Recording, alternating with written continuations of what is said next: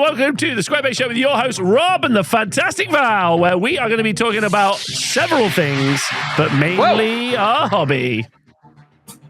We do that? I'm literally holding a paintbrush, so... No, really? Unless I just have this around for shits and giggles.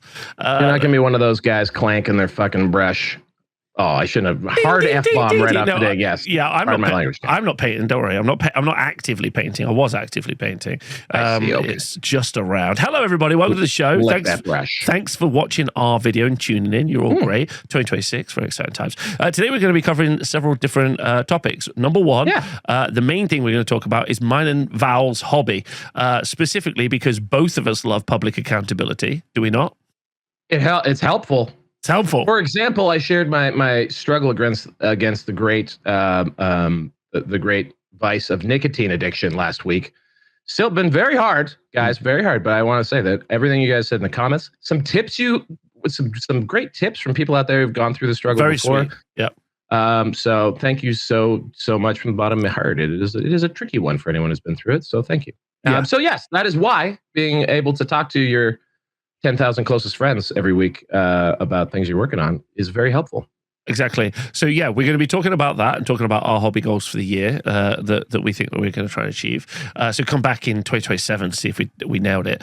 But then also there's a couple of like big news stories, not necessarily in Old World, but generally around Games Workshop that I think is really relevant, or we both think is really relevant to Old World, and we're going to just also put that in this conversation as well. So it's just going to be like a general chat along. And those two subjects are a new Warhammer world in America and also Games Workshop's stance on AI in their business practices, both of which came out yesterday in a investor report. So Val's pretty clued in on this. If you don't know, he knows a lot about investor reports and public statements by companies. So there'll be a lot of really good insight. Yeah, there'll be some really good insight there in that regard. And it's just generally good context, because a lot of the upbeat feeling that we have about the Old World's health and life really comes from the last investor report we got, where we got a lot of, it's a mainline game now. It's in one of the main bits. I think the investor report before we got the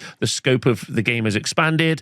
So like these investor reports are an insight into what is a closed shop, right? Like, unless it's a Warhammer community article, you're not getting any information about how they feel or really think about these games as products. So this is it's a good insight. Ultimately, an investor report, especially the written language, is marketing for how a company wants to be perceived. Yes. Right. So a lot of intrinsic to that is going to be like their tone, how they view their customers. There's a lot of great implied culture when you read an investment management report. Like, so someone who is very much like tuned into the actual numbers, the balance sheet, that kind of stuff, they actually will view a lot of the written portion as, well, it's not very good data, because obviously it's going to be tremendously biased, and they're trying to sell you on concepts about themselves as a company. However, as Games Workshop-ophiles that we are, it is a great way to, again, see how the leadership views the business, see how the leadership views its setup and its company, and a lot of times you can infer from that where they may or may not be looking. Like, for example, with the Old World. The big deal at the 24-25 report last summer was Old World being mentioned as one of 4 main IPs. So does that mean that it becomes one of the big summer releases alongside Age of Sigmar, Horus Heresy, and 40K? Maybe, but not necessarily. But it was recognized as being an asset to the company, which previously, as we all know, they had just sort of left it with the pizza boxes out behind the Lenten Studios. So that's it. So there's always cool stuff in this. I haven't had a chance to really deep dive it, but there were a couple neat little one-liners in here that we could probably touch on. Yeah, absolutely. Do you want to start with that then? Do you want to talk about this statement that they made about AI? Yeah, sure. Yeah, you picked up on that. Okay, well, all right, let's go take a look. It's definitely the wrong button. I'm so sorry. This is the button I need to press. There you go. Yeah. Right, okay, so in the investment report, it's talked about AI. It said a very broad topic, and to be honest, I'm not an expert on it. So this is coming from Kev Spill the Tea. Guy at the top. Bill Roundtree. Yeah. But we do have a few senior managers that are. I'm going to immediately question mark about senior managers that are experts. More like senior managers with, ChatGPT girlfriends, I think is more likely the outcome. But none are that excited about it yet. We've agreed an internal policy to guide us all, which is currently very cautious. We do not allow AI-generated content or AI to be used in our design process, or its unauthorized use outside of Games Workshop included in any of our competitions. We also have to monitor to protect ourselves from data compliance, security, and governance perspective. The AI or machine learning engines seem to be automatically included in our phones or laptops, whether we like it or not. I'm going to stop us there for a moment before we go any further. So, what are your thoughts about what's said there so far? For a company that didn't embrace social media until 2018 or so, 16, I think. Oh yeah, sorry, you're right. It was, yeah, you're absolutely right. Yeah.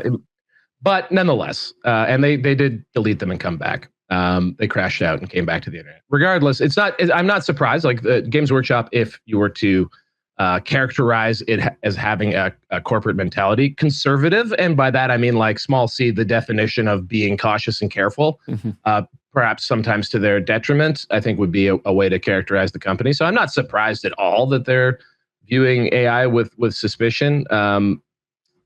Even just from a like usefulness to their business perspective at this point, which also kind of refreshing. Not to give big ups to corporate entities everywhere, but most of them seem to be tripping all over themselves to implement some sort of shiny AI tool or thing internally. I'm sure there's lots of people who watch who have been told by hires up to use the very expensive new gadget that doesn't necessarily help them that much in their day-to-day job, or maybe it does. Who knows? But yeah, so the suspicion here, not surprising, and yeah, so there you go. Yeah, I think there's a couple of interesting things there. I'm really not trying to get too. I'm not trying to be too expansive on it, but I think what's interesting here is that they have felt the need to make a statement about AI, and I think that is interesting because their processes are very closed doors, right? You do not hear about their processes. You do not have like any insight into how they operate or do these things. Like up until this statement, you could be like, well, they're now just generating all of the models or all of the art via AI. Like, there's no guarantee there. Also, from an investment point of view, like you've said, many companies have been embracing and publicly, very loudly embracing the concept of AI because it's generally seen as like an investment up, right? Like your investors are like, well, when are you involving AI so you can 5x your business? When are you cutting your staffing budget by involving AI? Therefore, I get a bigger dividend, right? So, like, there are people pushing to like this isn't like you said, this isn't aimed at you and me as someone who builds and paints models. This is aimed at investors and the market as a whole. Yeah, the assumption I would say that a lot of companies have made that it is if they don't have an AI policy, and beyond that, probably in general feel that there's a need to have a positive view of AI and integration of AI tools into their business, then they will be seen as a company that's going to fall behind, that's not going to be competitive, that is in the future going to lose market share, whatever. And interestingly, I think it does make sense culturally for Games Workshop to come out on the opposite side of AI because they are a very analog company. Very analog. I think they have sort of, I mean, for better or for worse, staked out the territory of holding on. Think about this for a second. They're a book publisher. They are a magazine writer. They're a magazine publisher, brick and mortar retail chain. They are a domestic manufacturer in the UK. Like this is a company out of like the 1970s, really. Like all of that stuff has degraded over the course of certainly Rob and I's lifetime. And for a while, that was the obvious thing that was supposed to bring Games Workshop down. Their slavish commitment to these sort of old business models that didn't work anymore. By some miracle, and I do think it's a bit of a miracle, in the context of Games Workshop, though, they have made them work. And so by continuing to batten down the hatches and say, no, we're going to make the contrarian play, and we're going to keep things quite analog, and we're going to stick to our business models. Hey, I mean, it's hard to argue that it hasn't been working recently, right? Yeah, absolutely. I mean, it has been. They're a very successful company. Right. Next part is we're allowing those few senior managers to continue to be inquisitive about the technology. Sussy, for sure. Okay. And I assume that's just stuff like HR, right? Like there'll be like key loggers on people's computers and, employee tracking stuff, like all sorts of evil stuff. But we also agreed we will be maintaining a strong commitment to protect our intellectual property and respect our human creators. Very interesting. I very enjoy which way around that is put. Protect our intellectual property first and respect our human creators second. And it really does feel like actually that's the cut and thrust of this statement in many ways. Like the first part also important, but I think with AI being trained on plagiarized data, because it is, sure, from all over, everybody has unfortunately seen some AI generated Space Marine on Instagram or, someone's shared in a Discord. You've seen people sharing pictures. There are people now who do painting they don't do anything. They just type in, they do a prompt into an AI. But then they put on their Instagram, here is my AI painted miniature. Which is not even a real miniature, right? Like, and then a big thing that's happening, obviously, in the lore community is all of the AI slop YouTubers who, they're just getting whichever AI it is to generate text, generate images, and post those. So I would argue that actually that element of how, because previously, and they have been very litigious, if someone took something of their IP and made an animation or something like, no, fuck you, shut that down. But now they're up against, some of the biggest companies in the world who seems like could just steal everything that you own and there's no pushback.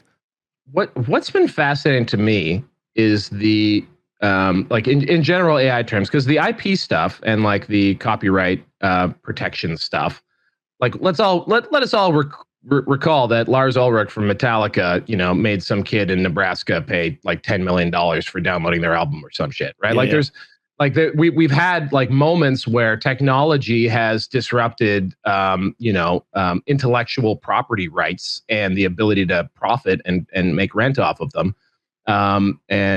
We've wound up in some very litigious times. And artificial intelligence, or as is termed, large language models, are trained on these massive quantities of data, images, videos, everything that has been uploaded to the internet. And ultimately, although it becomes this weird salad melange of things, it is founded on the creative output, the value it created and generated by human beings and put on the internet. Now, I have been shocked that things like Disney, that have in the past, have been legendarily litigious. Yeah. Nintendo, also you could put in that category. Nintendo, these companies, and I need to update my knowledge on this, and maybe in the comments, maybe if you're super into this topic and you have some good insights.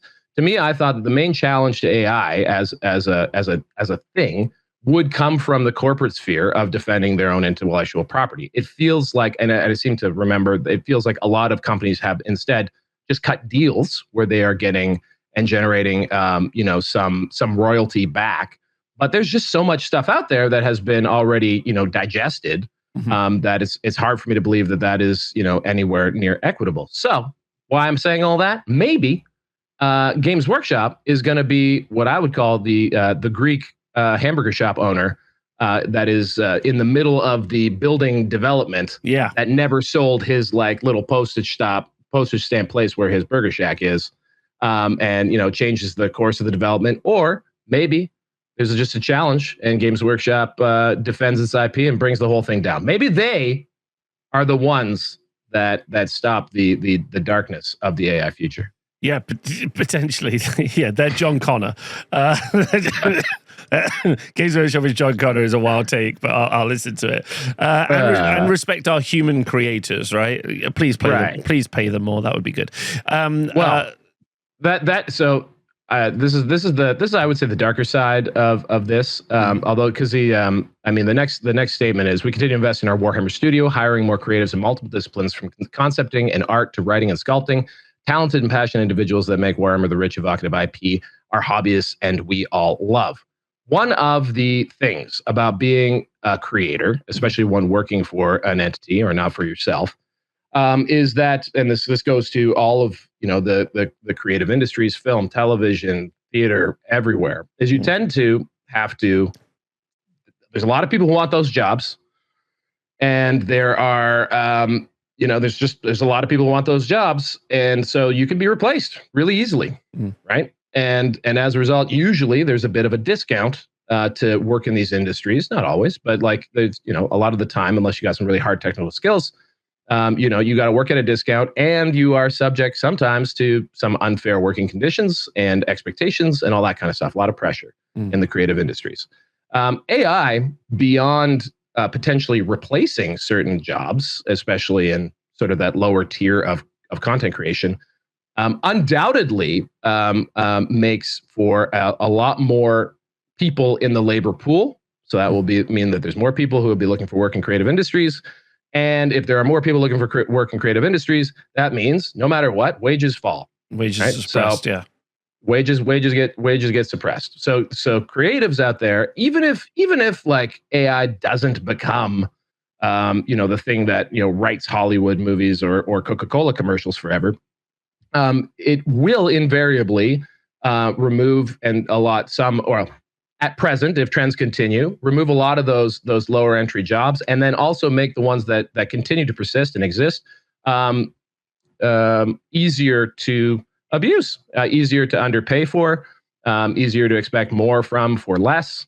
And so as a capitalist employer of the creator class, I'll be interested to see if how Games Workshop continues to treat those employees. Yeah, it reminds me when like some app would come out and they're like, we use like a computer program and it does a thing and message us and we'll immediately reply. But it actually turned out it was like 400 people in Malaysia that were being paid like pennies, or some country, whatever it would be. Yes. Reminds me of that. They're kind of like, an AI, like an investor's like, listen, I really think you should use AI to improve your processes. They're like, I don't know what you're talking about. There's like 5 of these guys. They're like on 22 grand a year, and the minute one of them says something, I'll get rid and we can get like 3 more in at like 12 grand. Like, not that they pay that low, obviously, just to be clear. But they're already basically as hyper efficient as they can be, because like you said, like it's always been that kind of like dream job for lots of people to get into. I think also it's worth staying right now for everybody at home, because I think there's more to talk about here, that both me and Val do not believe that any content that you consume, whether or not that's the rules, the law, the art, the miniatures, the paint jobs, anything, I would be, if someone came out and was like, hey Rob, they've invented the perfect game, it's made by AI, I'd be like, cool, I don't want to play it. As much as me and Val might be annoyed or upset sometimes with some of the decisions a human being creates, the very idea that it's a human being that creates it is the only thing that gives it value. As soon as it's created by a robot, it doesn't matter if it's the perfect war game, because like the creativity and ingenuity, especially of rules writing, because I do get a little bit pissed at people because people are like, yeah, the creative hobbies. I'm like, playing a game is creative, and people are like, it's not. Yeah. It's like, okay, well then how is like this sports star considered to be like, a tactical genius, or like there is creativity in action, there is creativity in decision making, there is creativity in these things, and those things are valuable, super valuable. But I just want to be really clear, because we haven't as of yet been like, obviously fuck AI into the sun, but I think it just should be clear from both of us that actually super support the concept that anything that we're going to consume, because I guess a genuine question from me, if Games Workshop came out with a statement yesterday, and I guess this is to everybody, because I'd love to know what everyone's thoughts are. Games Workshop, like, we are using AI to generate both our concepts, like the concept ideas, the sculpts, the art, and the story writing from here on in for the old world, or any game, 40K or any of the games. Genuinely, what would be your reaction? Genuinely, what would you still be involved? Like, genuine question. I think right now culturally, on the wider edge, Sadly, I think that would be received with a shrug of the shoulders. I think broadly.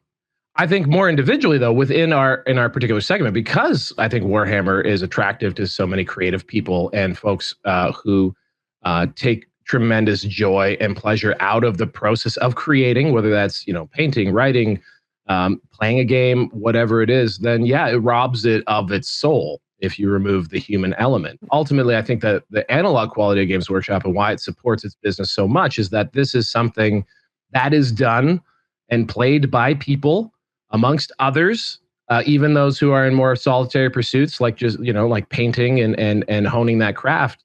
Through social media, it has become a very communal experience to share and take pride in each other's work and improvement and performance.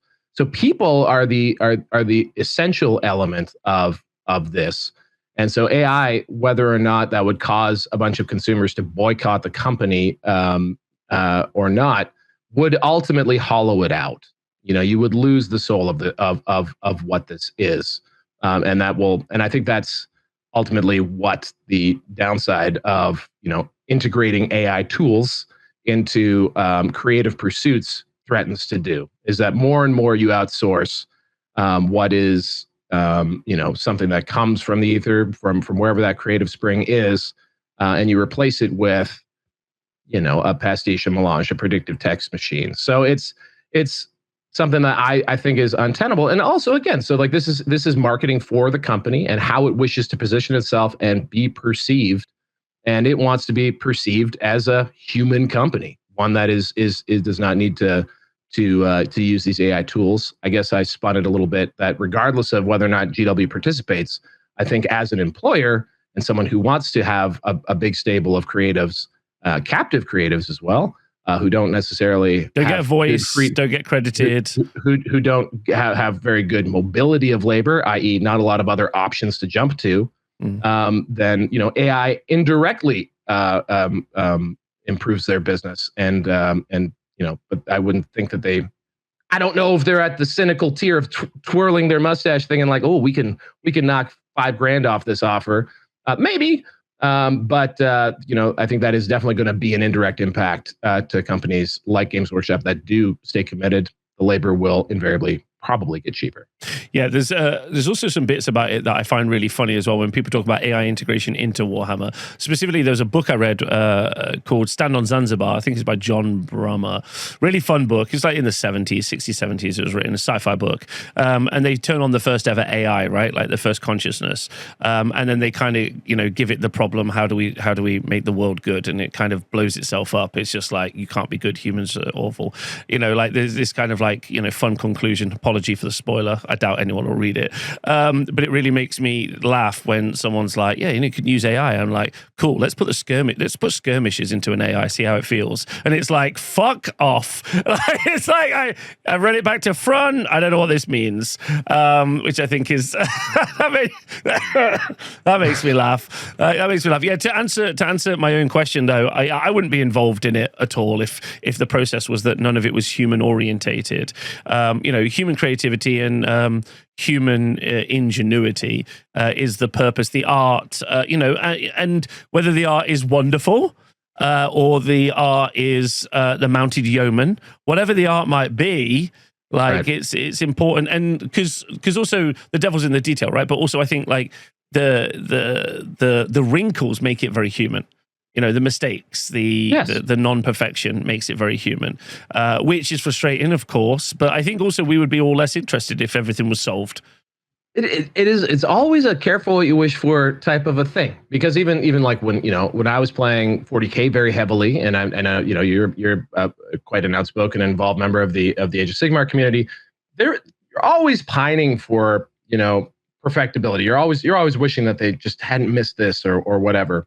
But as things got more glossy, as things got more refined, and I think certainly in 40K, that process of rules writing, certainly much more refined than you would find in Old World as far as clarity and all that kind of stuff, also resulted in the limitation of variables, resulted in the limitation of like creative risks in rules writing, which I think makes Old World a ton of fun, but also tremendously frustrating. And so I don't know. I think there is a sweet and salty element to playing war games.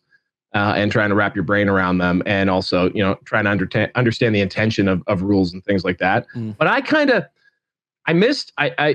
to say, when I first got into 8th edition fantasy, and then Old World, and especially when Old World first came out, and there were all these interactions that was like, what the hell? How does this work? And that debate started happening again. I was like, man, I kind of miss like putting my lawyer hat on and trying to like unscramble these eggs a little bit. I'll tell you, if they in the FAQ that comes up, they address the rules around, I don't know, Cathayan balloons, I will not shed a tear. That'd be great. But it is fun to have to negotiate these things, and it does require that people have to talk to each other. They have to come to conclusions. They have to work things out. That's like the Renegades Legacy Pack is a communal effort. And only is played widely because it's been decided that it's legitimate because of the effort that's been put in behind it from the community. So from human beings, right? Yeah. So like that's all so integral, and so even the imperfectness of Games Workshop, much like the difficultness of playing one of these games, of like even just getting a mini on the table, is a lot of steps, a lot of things you got to learn, a lot of skills you got to pick up. Like I used to view that as a bit of a bug. Like that is something that was something that was going to prevent the growth of this. And I think Games Workshop agreed on that until very recently. Instead, it's actually a feature. The more effort you put into something, the more the more closeness you feel to it, and the closer you feel to the others that are also willing to put the effort in to get there. So, yeah, I think that's how I feel, and you can't do that with an AI prompt. Rob the effort and the sort of the effort that goes into loving these things or this thing is lost with if you shorten it to an AI prompt. Yeah, I agree, and also I think the humanism. The things you learn about yourself and the thing you learn about others, which is basically what life is about. Sorry to be we got here, unfortunately, but like that's one of the reasons I love events and us all going and playing games, versus, being like, hey, let's all play games online. And I like playing games online and I like playing with my friends online, but there's a certain point where that tactile in-person interaction creates, sure, I played games online where I've been laughing my ass off and my friends have been laughing my ass off, but I don't think it's ever compared to some times down the pub or on a night out or going to an event or something. I think there's just something more magical about being around people in a physical space, playing games in a physical space. And I know that everyone watching, hey Rob, that's not possible for me. I don't have people locally, or I'm remote, or I don't have the funds to travel, or whatever it might be. Like I completely recognize, and I'm just saying that I don't have the funds to go to Japan for 2 weeks like this year. I'd love to. Do you know what I mean? Like, yeah. I don't have that. Like, I'm just saying that there is like the thing that we've always talked about with Wargaming is go and play with people and spend time with other human beings. But like, kudos to Games Workshop. We also didn't say that, and I think we should say kudos. I think also it's the right move. It's the right, it's the smartest move that they can make. And I think it lets them protect their IP. It lets them, like you say, have more stricter control on their creatives in many ways. But ultimately, it's great for us as hobbyists because there is a world, because there are many computer game companies, as an example, where people have been like, yeah, we intend to embrace this. We're opening a separate company who's only going to use these products. So that's been an element of what's been up there. So yeah, congratulations to them for making what is the most obvious statement in the world. But that isn't going to be what always happens in the wargaming space. There is going to be these like startups and other companies that are going to fully embrace it, and that will be an interesting time to see how people react. The temptation will be there to do that. Like it is a way to I guess get access to what was once very valuable labor, or at least a simulacrum of it. Right. And so there will be lots of temptation around that. And I think that's probably why, and it's been interesting that culturally there's been such a closing of the ranks around not accepting it as an element to be used in games design and development. I think, yeah, where it is and will be used, I suspect will be more and more subversive and sort of behind the scenes, and the sort of making sure your output doesn't look like it was involved in AI. Like the magic trick of like generating an AI image, once you've seen 4 or 5 of them and you're like, oh, that's the style. Like AI has a style. Like you can't see it all the time, but a lot of the times you can. So like, yeah. It'll be interesting to see how it affects, that lower level and whether any good could possibly come out of it. Super interesting issue. In the comments below, please do let us know what you think. I'm super interested in what all your thoughts are. Okay, yeah. So interesting little side quest on the AI topic. Yeah, I think so for sure. I think like ultimately, I think also addressing it from you and me as well, I think is also worthwhile. Where do we stand? How, what are people's thoughts on it? And asking that big question is, if everything switched to it, would you continue? And the answer for me is no. And I think 95%. Oh no, I don't think that's right at all. I think 40% of people would be viciously against it, and then the other 45% of people would be like, well, I'm going to follow those guys because those are the guys I like. I think is going to be the kind of hot take. I think it speaks to like the concept of enshittification, right? And I think ultimately, like when if there's one thing about Games Workshop stuff, they do seem to like strive to do things better. Like, yes, it gets more expensive, but they are an iterative company. They're always releasing new rules. Often I would say, they have a cycle of obsolescence built in, all the kind of cynical things you could say. But nonetheless, like, I think that they are people who do try to master their crafts. And so I think if suddenly that were to be switched to AI, which is only what it is, right? Like, I don't think like AI, well, we'll see how things change, but like it pretty much, it's not necessarily learning, it is whatever the model was digesting and how it was trained. And it's also only knows what it digested, right? It can only remix things and predict, the next word. That's what large language models do. So if suddenly the thing that we loved was replaced with what is essentially slop, I think regardless of it, whether you had a moral stance on it, I think you would suddenly realize that your favorite meal tastes like slop, right? Yeah, and I think you would stop. I think you would just stop because it would taste like gruel instead of the delicious thing you used to like. Yeah, and so like that would destroy the business. So like that's a threat as far as I can see. Like I think people can sort of tell when something is suddenly much shittier than it used to be.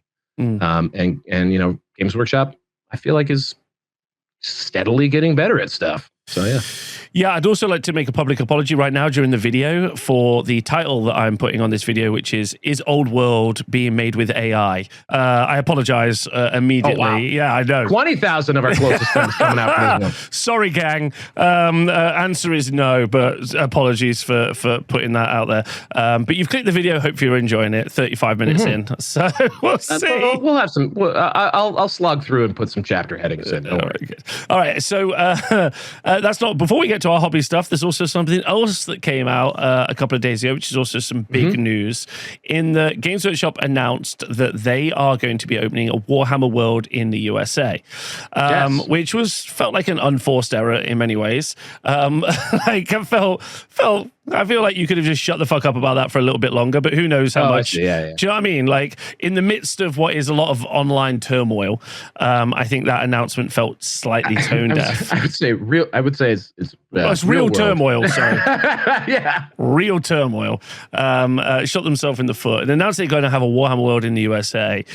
So me and Val had a chat about this like offline, and I think, and I've also talked about this on stream, but I think there's actually something that's more interesting here than the announcement really projected. So Warhammer World. What are you thinking? Well, so Warhammer World, if you were to like, if I said to someone, what is Warhammer World? They're like, oh, it's a shop, it's a gaming area, and it's a bar, right? That's what Warhammer World is to, and the museum. And the museum, yes. Yeah. To 99% of the people who travel to Nottingham, they go to the museum, which is fantastic, super worth going to. They go to Bugman's Bar, which is sort of refresh. It's great to hang out in there. You really feel the energy. It feels like being at a gig, being in Bugman's Bar. It's like a little bit special. Like, you know, this is the place. It's like, it's fun. It's really fun. There's the gaming hall and there's the shop, right? Which is just a really big shop with a Forge World store as well, which is pretty cool. Now, to 99% of people, that's what Warhammer World is. But actually, what Warhammer World is a manufacturing and distribution hub for the most successful miniatures company in the world. That's the whole thing.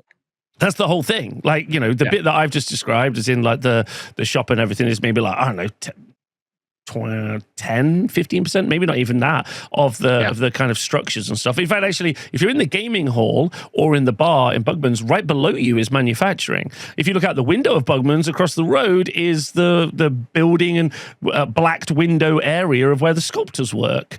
You know, if you're looking directly out of Bugman's at the top floor, that's the C-suite. So, like, it's fascinating that actually you're actively going into a giant business's, you know, like, property. And so I think that's the announcement. That's the part of the announcement that I thought was much more interesting, or I think, and I spoke to you about it offline. The announcement that there is a GW Warhammer World sounds much more like they're discussing the concept of there being manufacturing in the USA. USA is the biggest market for Games Workshop, and being able to deliver manufacturing in the USA would mean that they serve their largest market, but also means that the pressure is off manufacturing in England to distribute to Europe, distribute to other countries as well. And as we know, as this company still continues massive growth, because it is still continuing massive growth, it keeps constantly outgrowing its production capacity in the Nottingham area. So I think that's the bit that wasn't talked about, and I think is super interesting for USA-based hobbyists and also hobbyists around the world. So what are your thoughts on that? So yeah, first of all, so the whole announcement of a second Warhammer World, they've tried this sort of before. They didn't have Warhammer Worlds, but they had the battle bunkers. And they had the cafe in Texas. So the cafe in Texas exists, still there, and they actually expanded that. They created a cafe in Los Angeles or somewhere around LA as well. So that's sort of a retail concept has been happening. Behind that, though, like just one of the reasons why I'm with Rob on this as being a bit of a Trojan horse sort of situation, is that Games Workshop, especially from its retail perspective, views it very much as a retail thing. So like one of the big like corporate strategies that they shifted to was just being very ruthless about the sales performance of a given store. And that includes, if the store is missing its targets, it's shut down. And before it's shut down, or even when it's starting up in a new area, it's one person employed operating it. These are like as cheap labor wise as they possibly can be run, as lean as possible.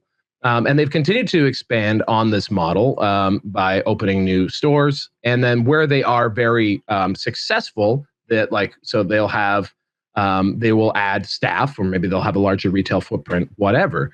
What these aren't are things like you'll often see on the high street or the main street of a city or town where a company might have, like Samsung for a long time had a corner store at our biggest mall in downtown Toronto. They've since shuttered it, but it wasn't because you couldn't buy Samsung products somewhere where you had to go somewhere. It was so that it had a brand presence. It was a marketing. The purpose behind a lot of those big expensive stores is a marketing purpose, a place where you can go see the brand, touch the brand, interact with people who are representative of the brand, all that kind of. You get the vibe of it, right?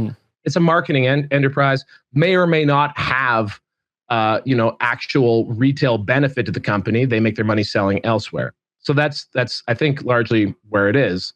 And something like Apple might be an example of where it's both, where it's not only the primary place where I think a lot of people think to go buy Apple stuff, but it's also like an incredible marketing ambassador of the company. And like that, to me, that Apple Store model, I think is the one that I'm surprised Games Workshop hasn't fully ever pivoted back to. And that's, I think, what you see in the cafes, that idea of a place, a hub where you can go interact with people. It also makes money. And so something like a Warhammer World in the United States near Washington, D.C., I think that's going to have to be something that justifies itself. Yes. Right? right? That has to be some, like, so in the frame of reference, like Games Workshop does not do the idea of loss leading. That, you know, they are always a lean company, and so if something is going to be done, it has to say they do ask the question of, how does this directly make money? What are the tickets that you are going to be selling? So perhaps something like this could serve as the permanent home of event spaces of the event series. Maybe they're realizing that they'd like a larger scope of these large scale tournaments. Maybe they want a permanent home for that. But moreover, I think what Rob immediately keyed on, which is the idea that in the United States is probably somewhere around half of the market of sales for Games Workshop. That market has been threatened very recently in 2020 by the pandemic. Supply chains everywhere were cut off. It was hard to get things, you know, through ports. There was massive disruption, and also when you only have one manufacturing base, if anything happens to Nottingham, there is no other place you can make the thing that makes you everything, right? So Sentinel Miniatures is still the vast majority of this business, like 80%, I think, on this report ish. So those are all the things that, like, say to me that having a manufacturing base somewhere else would be really smart. And if you're also facing things like tariffs, which is, you know, an import tax, which makes your product more expensive in your most important market, the way you get around a tariff is you have a factory inside that country that makes the thing. And so I think that from like a number of angles, having some sort of manufacturing capacity in the United States, where there's lots of land, that's another problem. They're running into acquisition issues around their massive problems locally. Like, they cannot buy any more land basically around the industrial state they're in. And actually, you know, Nottingham City Centre, as much as Warhammer World brings in so much money, you know, there's infrastructure, as I understand it, there's grid and infrastructure issues as well. So yeah, like they've basically, like, already supply, already their warehousing has actually moved. Their warehousing is actually majoritively moved like 20-25 minute drive outside of Nottingham into like an Amazon style warehouse. So already they do not operate outside of that site in Lenton. Arguably, they've already outgrown it long time ago, and you know, so you know that's also very interesting as well. I do wonder actually if we see some parts of that business move somewhere else, and then you see that, you know, the experience of Warhammer World actually expands and becomes bigger. But yeah, I do think that's really interesting, because we have, as a community, Old World community specifically, talked about production issues, and you know, and you know, and most people in Old World are also general Warhammer wargaming hobbyists as well. And we know that there's FOMO boxes that you've missed out on, or supply chain stuff, like you didn't get your stuff for months and you really wanted it and you wanted to be part of the conversation. So I can see that as a net benefit for sure, which I think is interesting. I don't think anyone in Lenton's being made to move or anything along those lines. I think maybe there might be the offer like, hey, do you want to go over here? But that diversification. So I think that was an interesting announcement, if nothing else. Like, but then again, and by the way, just to be very clear, everybody out there, the announcement was strictly they want to make a Warhammer world. Yes, and we are purely speculating here that maybe there's another element to that, which would be manufacturing, because it seems like it would make a lot of sense. Yeah. And also that is speculation on our part. Yeah, and also like the Warhammer Cafe seemed like such an absolute slam dunk. You open up a cafe which are very profitable. We can see from all the coffee shop brands all over the world, and then you also so most people are like, oh well, the only reason for you to come is a cafe, and it's like, well, if it's also a Warhammer store and people are coming in and building and painting, it also felt like the most slam dunk idea. But like you said, as to Val's point, this is an incredibly lean business. They do not see that as a goal. They're not like, oh, we could make that thing really successful and franchise it and do it all over the fucking world. And instead they're like, absolutely not. One guy in a store, he gets like Tuesday afternoon off. He gets his friend Jimmy his friend Jimmy to cover him on a Thursday afternoon or whatever it is. So yeah, literally locks the door when he wants to take a poop or have lunch. Yeah. Like that's literally what happens, right? It's wild. I don't know any other company that would have a retail model like that, but hey, if they think it works, it works. Yeah, especially, and they had that retail model when they were doing badly, and then now they're doing incredibly well. They haven't really expanded beyond that retail model, which I think is interesting. Well, they've continued to grow stores, but they definitely grow them cautiously. So I think in general they don't.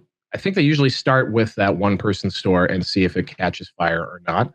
But I might be wrong. Maybe correct me if I'm wrong. If you've seen a large scale Warhammer store open up in your neighborhood and it had staff and stuff, or if it's always just this one person sort of style thing. But like with a cafe model, what I really want to emphasize is that you might go into like a Warhammer cafe in LA or Texas and say, oh, well, that's cute. They have a cafe in here. I guarantee the manager of that Games Workshop cares how much coffee they sell. Yes, they care that that all of the baked goods are not being spoiled and not sold every day. They are optimizing that business, and it's supposed to make money. Yeah. So absolutely. like that's the thing. And sometimes I think they don't see the forest from the trees because of that. Again, it's all related to, I think, corporate trauma in their history, where they did overexpand and they did have lots of expensive retail, big staff locations in malls, on main streets that weren't doing well. And they were having big manager parties where everyone was partying it up and getting kicked out of hotels all over Nottingham. Yeah, for sure. They definitely had that. They had that time, right? Okay, well, let us know what your thoughts are on that in the comments as well. Any kind of insight, if anyone knows anything. Any insiders who want to leak info to me and Val, then don't do that. ValHeffelfinger@gmail.com is where to not email us. Don't email. That's the tip email. But the thing we are going to talk about today, I'm sorry it's taken us so long, but I think both of those subjects are super interesting from a general hobby perspective. So, very much like when we talk about just old world doing really well or selling really well, those things are also really interesting. One thing I've always loved about being involved in Games Workshop stuff is just how much of a microcosm the hobbydom and the company is of the wider world, right? And so yes, we were talking about all of those topics in a very Games Workshop specific context, but I'm telling you, every car manufacturer in the world is trying to figure out, do we put a factory in the United States? Like anyone who's doing business with the United States is thinking about factories there. Everyone's trying to wrap their brain around whether or not AI is a scam. And what cultural impact it may or may not have, or not, and just diving headfirst into it. So it's interesting. I find boiling things down to Games Workshop level, and then it makes them more easy for me to think about without panicking and wanting to hide under my bed. So that's why I think high-mindedly of Games Workshop stuff. Well, we're not going to be doing that now because we're going to be talking about our hobby goals for 2026. And also take the opportunity, if you'd like to, if you're watching this video, in the comments below to let us know what your hobby goals are in 2026. Hobby goals. Hobby goals. Now, obviously, a little bit late in the year to start, and I quite like that. I hate the Jan 1st, New Year, New Me thing. And I think it's much wiser to spend a little bit of the beginning of each year to try to really figure out what your goals and plans are over the rest of the year, which I think is really healthy. And you and me had a big chat online already about some of these elements, right? Yeah. Or offline, sorry. But like so I think that's really, really healthy, especially as we're in we're in an interesting flux point in the old world because, like every hobbyist, I will say that there is a massive advantage, and I'm sure some people will burn me in the chat for this, massive advantage for AOS and Heresy and also 40K in that if I was a 40K hobbyist, specifically hobbyist, no 11th edition is in the summer. Right. So while that might give me anxiety, or might be like, oh, I don't know what to paint because I don't know what I want to play when 11th edition comes around, or I don't know what's cool. I at least have the mental kind of preparation. I'm going to be like, well, the last 6 months of 2026 is going to be me 40K and my tits off. And you're like, cool, like that, you really get that. But with Old World at the moment, we have no real roadmap. You and me think 2027 we get second edition, so we've got like a year, but we don't have any actual insight to that, and we also don't know what's coming out. So that can put a lot of people in this position where they're like, I don't really know what to do. You know what I mean? I don't really know what I want to finish off. I think some people feel that way.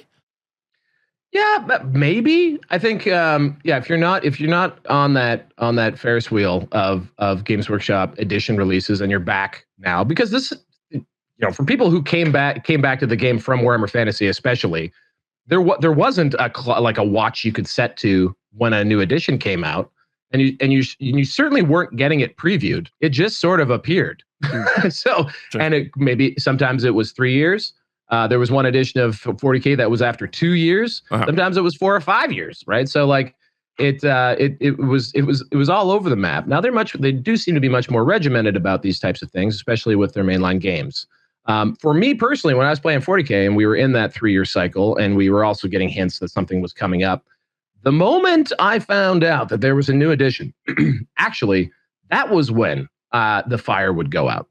Because that's what I think is the common. I think that's a common reaction. Yeah. So the moment that usually it was around Adepticon, so like Marchish, we get the full confirm. You'd start to get some preview articles and stuff, and the new thing was coming. Well, now I don't really care about this game anymore. And if you happen to be part of a tournament that is always on like June 5th, like you knew that you were either going to be playing a game you barely understood because it was just released, or you were playing a game that you wish was the new game. So there's always these awkward transition moments, but it also provided me, those were the times in my life where I played other games other than 40K. That's where I first played Shadespire. That's where I first played Kill Team. Like always other Games Workshop things, because I'm a slave to the G-dubs, I guess. But anyway, that's where I would open up, to other options. So maybe, Rob, this is also an opportunity for all those folks out there who in the comments are always sounding off saying, I don't play Old World, or I've never started an Old World army. But I love watching the show and the excitement you guys generate. Maybe it's time for those folks to jump in over the next 6 months while their stale 40K is being refreshed. What do you think? I think so. I think if you are an Old World fan in the chat and an evangelist, then you should be hitting all your local 40K bros up. Local community is like, yeah, I just don't really want to play 40K while I'm waiting for the new edition. Be like, hey, have you tried 500 points of Old World? Come over to my house. Let's try it out. It's easy peasy. You got a great opportunity to do some recruiting over the next 6 months for sure. And also, when the new edition of 40K comes out, there'll also be a whole bunch of people who'll be like, nah, this isn't for me, which is also something that's going to happen with the second edition of Old World, even though I don't think it'll be a big change. But generally at an edition launch, you get new people in, and you churn, hop on, hop off. Yeah, you get some people churned out, and I guess the hope for each of the game systems is that they gain more than they lose. Like that's generally the hope. So that will be interesting moving around to second edition for sure. Especially second edition is got a big opportunity to lose a lot of people when they are like, cool, second edition. These are all the legal armies. There's not even a Legends document. Let's not talk about that. I know. I'm just saying it's there. I apologize. All right. Okay. Anyway. Right. So hobby goals 2026. Sir, yes. What are you thinking? What is it you want to achieve? What is it you personally, Val Hevel, think that the Squarebase community can kind of keep track on or help you stay motivated with? Yeah, absolutely. I'd say there's well, for one thing, I think our biggest hobbies have been organizing, doing stuff, writing, creating things for other people to enjoy. And also, when I found myself yearning a lot to just like play some Warhammer, like not necessarily whatever the hottest stuff is, like just sort of chuck some dice with a goofy, I don't know, troll horde list like I did at TGX this past weekend. How did it go? It was delightful. Basically, unfortunately because of a conflict, I had to miss the first 2 rounds of TGX, and so when I got there, I essentially just hopped in as the ringer, and I played my great friend, one of my first Warhammer Fantasy specific friends, Tim, and he wasn't feeling great, so he didn't get there till play a game together. And it was super casual, nice. The next day I hopped on and did another ringer game, and the third game I played the next day was against Tim, and it just was really great to connect with, just having a good time playing some minis. Nice. And I think one thing that I've also yearned for a lot is to set aside and really emphasize one hobby goal, because I'm a very, very lucky person who does get to have a lot of stuff. I have both space and the resources to fill it with my favorite toys.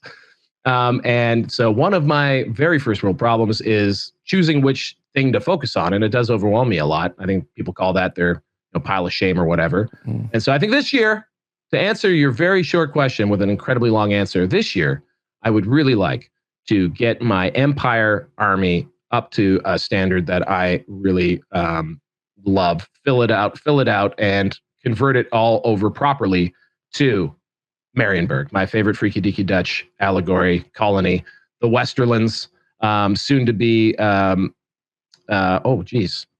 Eastland. Eastland. I can't remember why. My brain just fails me at the most spectacular moments. But the name that it has in 8th edition is not Westerland; it's something else. When Marienburg breaks off, it becomes something else, and it's just blanking on. But anyway, they're blue. Is it Osmark or Oz? No. It's. I think it's just East. I can't believe it. It's over fine. there. It's fine. It doesn't matter, guys. It doesn't matter. And the comments light me up and laugh at me, as you, I'm sure, always do. They're blue. They're yellow. And depending on what version, that Austin Mark? Okay, doesn't matter. No, because there's a third Northland. They're Northland, of course. Nordland. Yeah. Why wouldn't Westerland become Nordland? Well, because the western part of it. Hold on. I think the western part of it. No, the way, because Marienburg's on this side. Yeah, east. So the western part of it breaks off. The wasteland area. Anyway. So yeah, they're yellow, they're blue. That's Nordland, but with Marienburg, I think they add usually like a magenta or a red accent color. They have a lot of mercenaries, obviously, because they Dutch armies in that era also relied a lot on their money to form armies and such. People laughed at me last time I tried to talk about this historical period, so I'm going to shut up because I know nothing about it. Regardless, I love it, and I think it's a lot of fun, and I have had in my head a fantasy of what that will look like. It will look like a lot of Outriders and Pistoliers and cavalry models I don't have currently painted, but that would be my goal. I would, and then on the tabletop, it would look like a Nuln army is what it'll be at the start. And then most importantly, I think in the spirit of just want to play some Warhammer, some like cool ass Warhammer, something really scenario based. Rob, I want to make a castle. I want some castle. Yeah. Okay. Well, let's come back to the castle. And I know everyone wants to hear about the castle, but what is it specifically about Empire that is it your first love? Is it like the army that you want to play? Like what? Like, do you know what your motivation behind Empire is? So vehemently. Is it the play style? Is it the play style? Or you're like, oh, I love Renegade Crowns. I love the Empire army. Like, what is not it that's driving? It's an actual Empire faction, Renegade Crowns. We see that in the FAQ. The thing they were my first army ever in any Warhammer thing. I never had. So I even 40K. I started with orcs, but in fantasy, my first Warhammer thing ever was collecting Empire dudes for 5th edition fantasy. I guess it would have been the end of it. And so like it was my first love. And I think the reason why, and part of the reason why I think I love the world of Warhammer Fantasy so much in the old world, is that the humans in it are humans like us. Like they're a late medieval or Renaissance version maybe of us. But like they're people that you can definitely relate to, and you can see yourself like being scared walking through the forest, and especially if you knew that there might be a mutant beast guy out there. A dragon.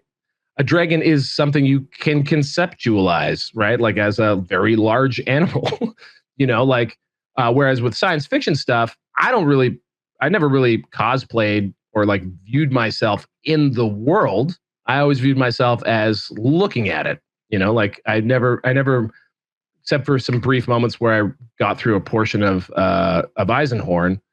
It's not like a lived in place to me, it's not like a place that is relatable. Whereas I find Warhammer Fantasy, you can, I guess largely because it is the world, you can see yourself there. So I think the Empire for me draws me to it just because of the fact that, that's not the only human dudes, but the ones I like the best. And they also have cool steam technology and weird stuff and great mustaches.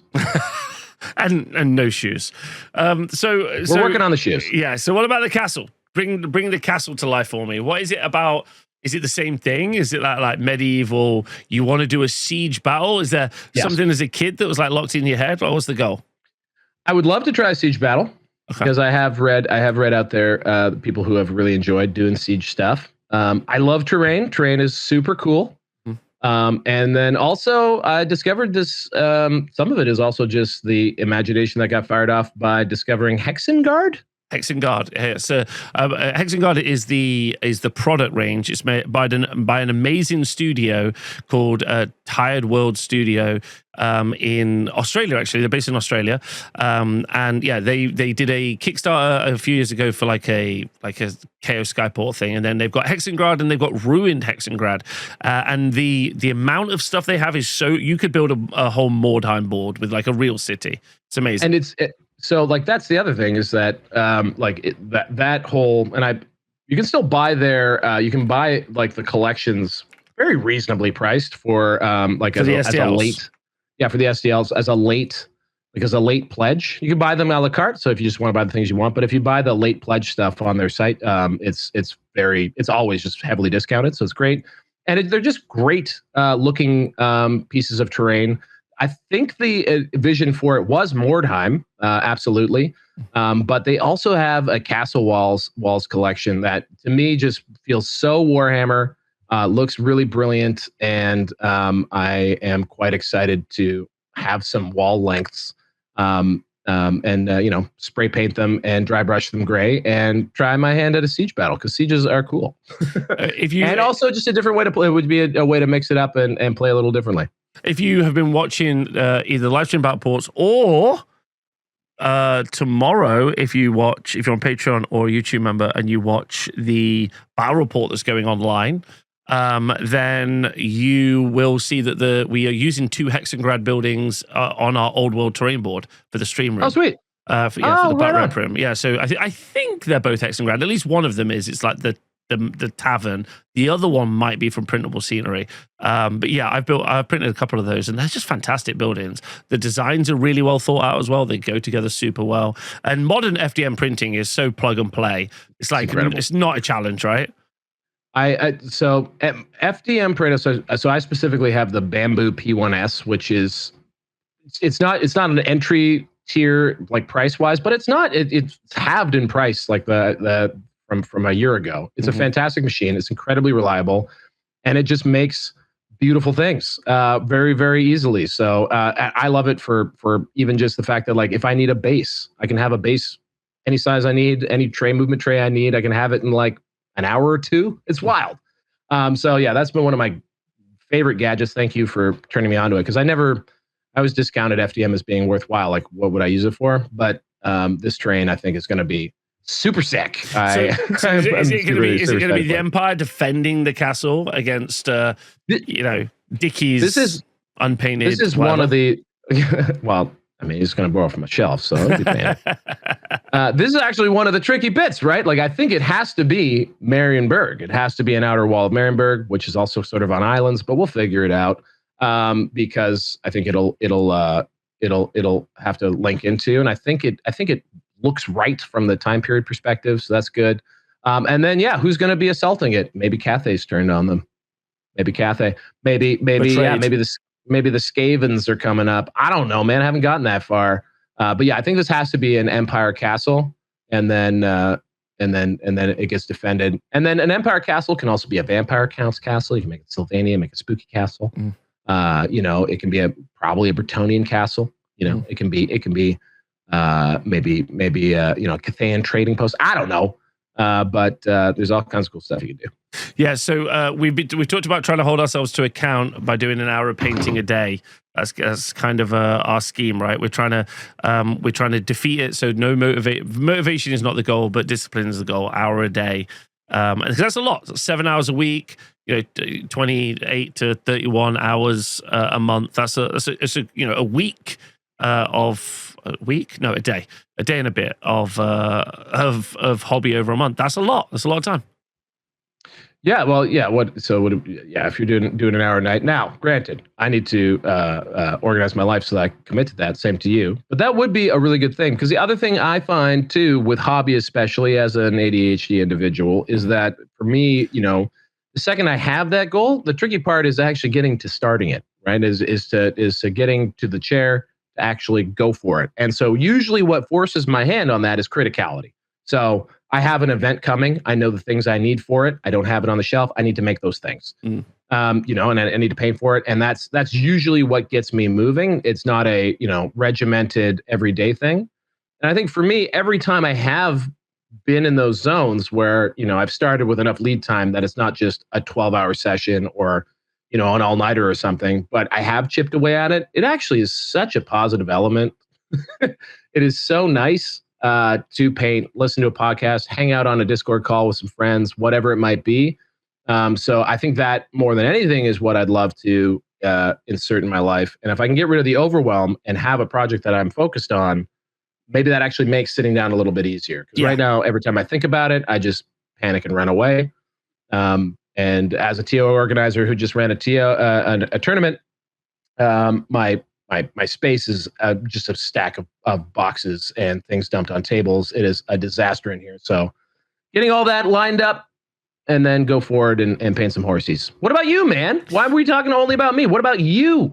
Cool. 2026. Interesting for me, especially when it comes to the old world.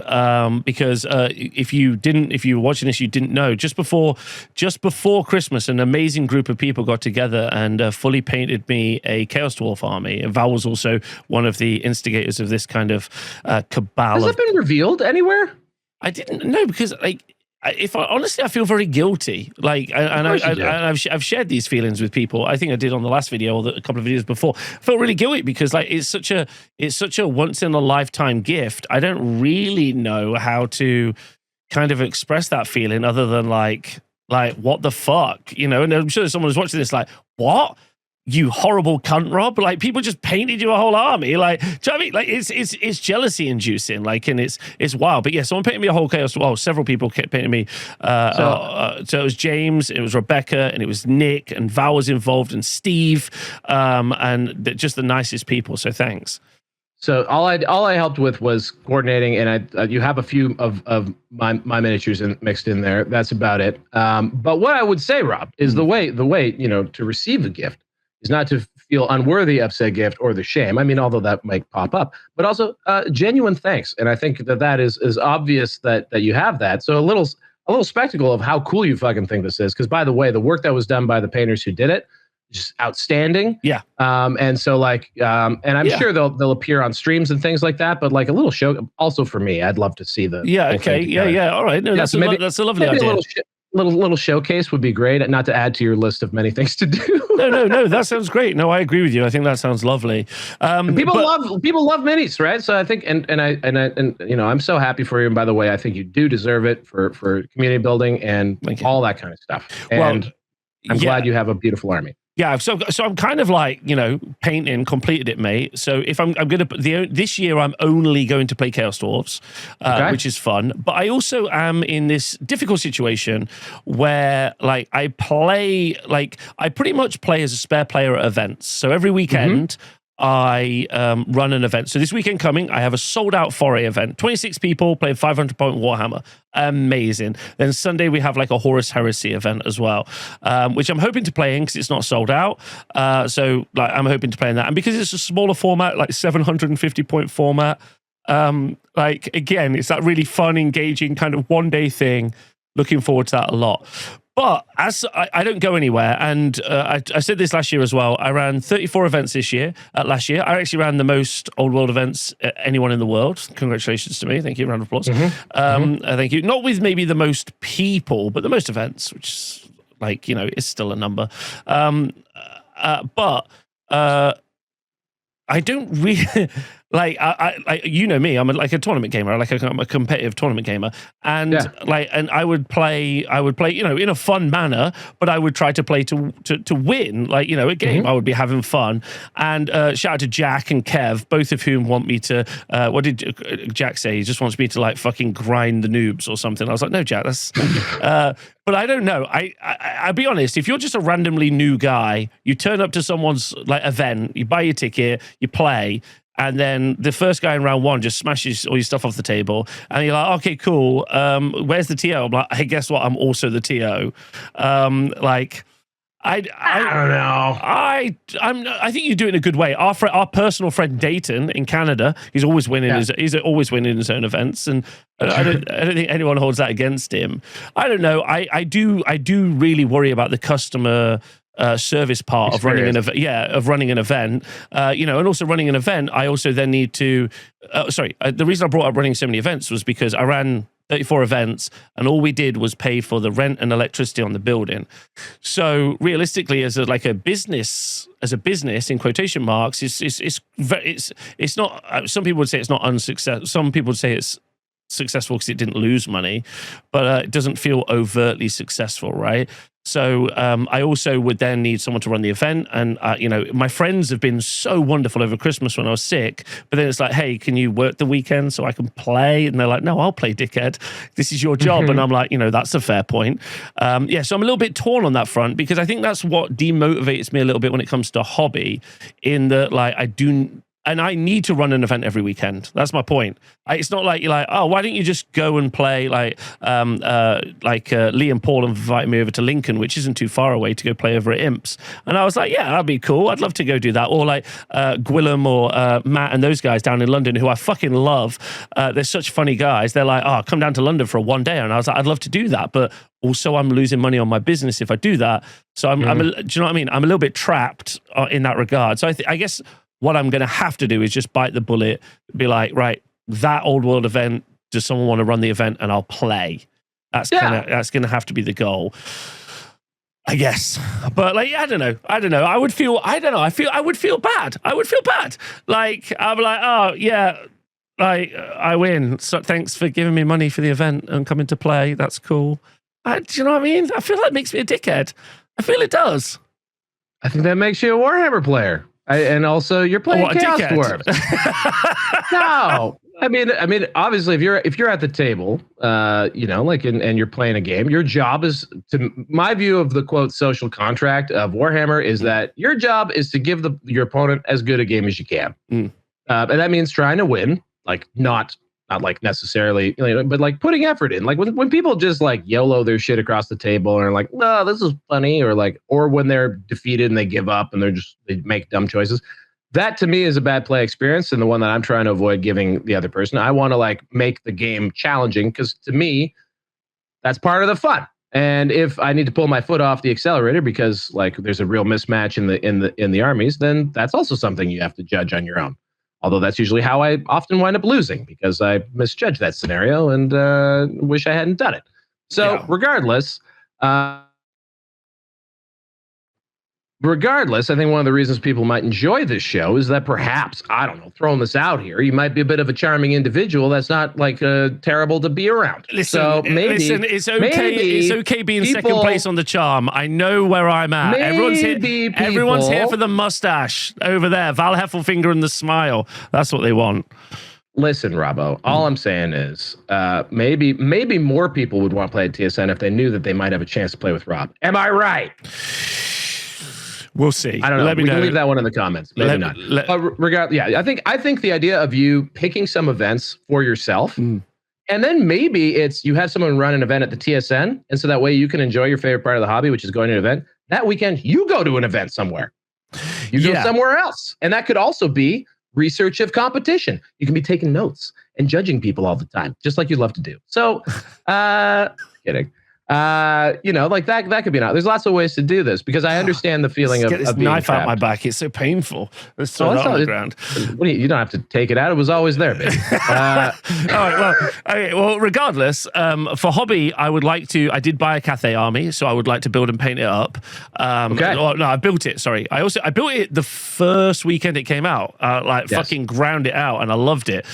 So I would like to paint that up. Some of the stuff, especially the cannon crew, I'm very excited about doing. Some of the most flavorful stuff I've seen. So many of them as well. There are so many cannon crew for some reason in that kit. There's like 4 dudes. Yeah, so good. So I'd like to do that. So that would be my like painting goal for the year, unless something crazy comes out. But with the Moot, shout out to the Moot, Arcane Journal, the Moot, where it's happening one day. Let's go. It's happening.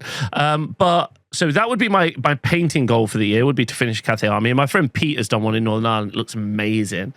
Nice. But the one thing that I am incredibly excited about, and I'm excited about all of it, and also I love running the events, like getting to share in people's passion and enthusiasm is actually wonderful. Like, you know, someone comes with their amazingly beautiful painted army or dressed as a full Bretonian knight, whatever it might be. You know, I'm like, yeah, this is great. So you're hosting a Warhammer party. It's great. Yeah, like I'd like to be clear, running events is incredibly fucking fun. But you know, I really enjoy doing that.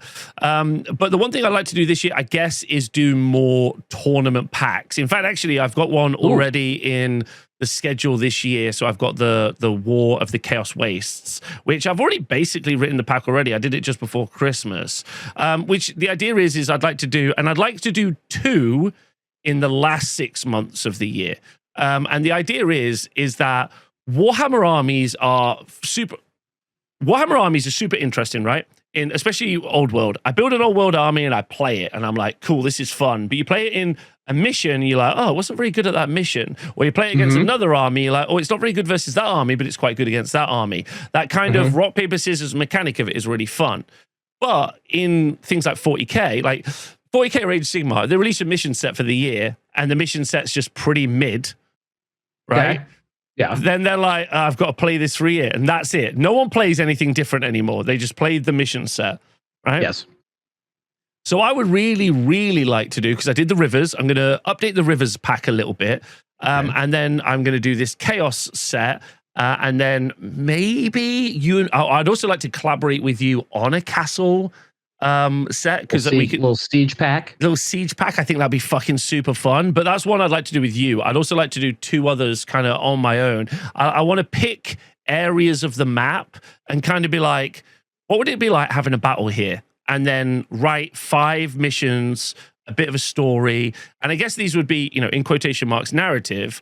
But I would run it as a competitive, like you would just run normal missions. This is what I would love. This is something I would love to do as sort of like, we tried to talk about hobby, but now we're already down the organization, community train, and also just the creativity of like making packs and stuff. Yeah. But what I would say, well, one, so now everyone's like, what about Renegades? Well, of course, yes, Renegades is a big deal, and that will get a big fat update when the FAQ drops and we understand what the world looks like. But beyond that, I think I am yearning for more from my tournament experience than just playing 5 try as hard as you can games. But what about 5 try as hard as you can games? But those 5 try as hard as you can games are in like a unique setting and with some interesting, unique twists. Yes. So so like what I'm saying is like, what would it be possible for us as 2 degenerate tournament gamers who love playing try as hard as you can?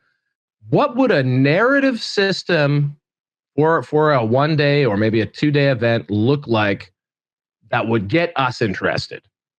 And I don't even know where to start on that, because I think there's a cool opportunity to innovate something like that, and it might be fun to do.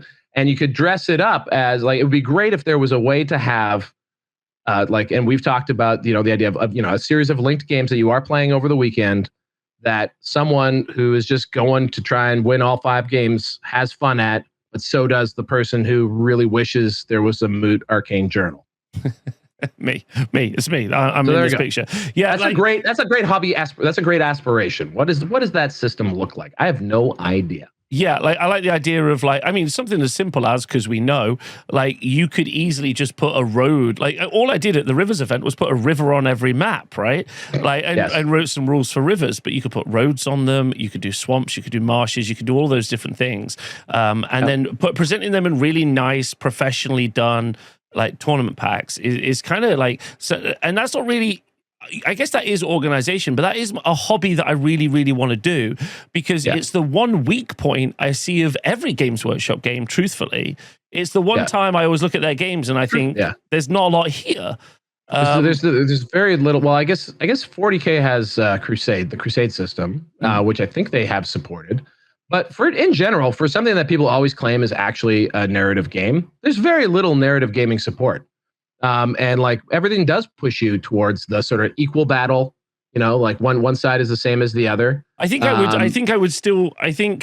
outside of a siege, I'm not really. I think when I talk about this, I'm not. I think I'm not going that deep into asymmetrical narrative design. I'm more talking about. A pitch battle. A pitch battle is the de facto Warhammer game. Yeah, but right? a pitch battle, weather effects. You're like, okay, sure, this is quite different, right?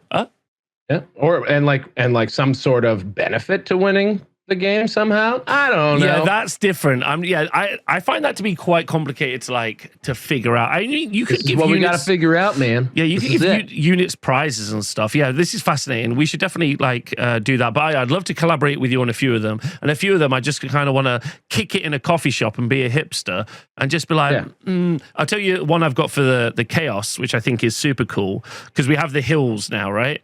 So I like the idea that the hills are a monster layer.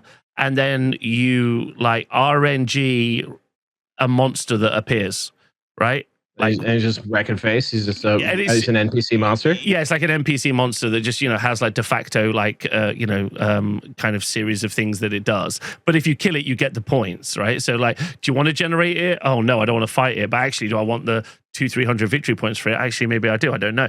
It's kind of interesting. So that's one part I think is quite cool. And also it gives the list writers, the degenerate list writer competitive gamers that we know, the capacity to be degenerate and be like, I can fucking break this pack, or I've got a strategy for killing each monster that I need to kill, or whatever it might be, right? And I think that's quite interesting. For a long time, one of the main conceits of tournaments was each table was its own thing.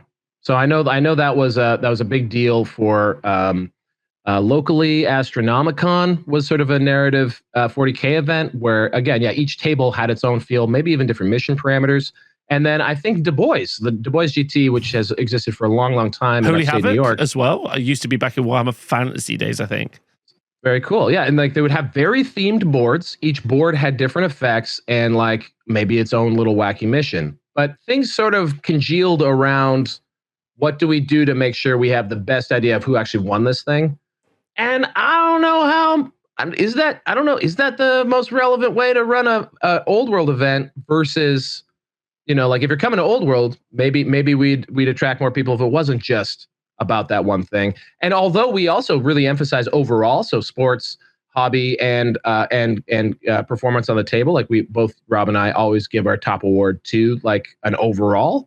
I think maybe we can do a better job of emphasizing those facts and getting more people into that. I've been really focused, I think, a lot on the logistics of just having the tables, just having the space, just getting it off the ground, trying to find people to come that maybe I haven't spent enough time on why am I putting all these people in this room in the first place? Right? So there you go. It's a good point. Well, why are we putting all the people in these screens to bed? Because we are. It's time for bed, everybody, because we're going now. We got to go. But this has been wonderful. What a cool show. Very cool show. Lots of thought-provoking stuff here. Let us know in the comments what all your thoughts and ideas are. A special shout out to everybody. Hope you are happy and well in 2026. And if you're not, make sure you reach out to people. And one of the best ways to reach out to people is offer to play a game, go hang out, and spend some time with them, because that's always really, really fun. A special thank you to Mr. Val Heffelfinger, everybody. You're the best, and we'll see you all soon. Goodbye.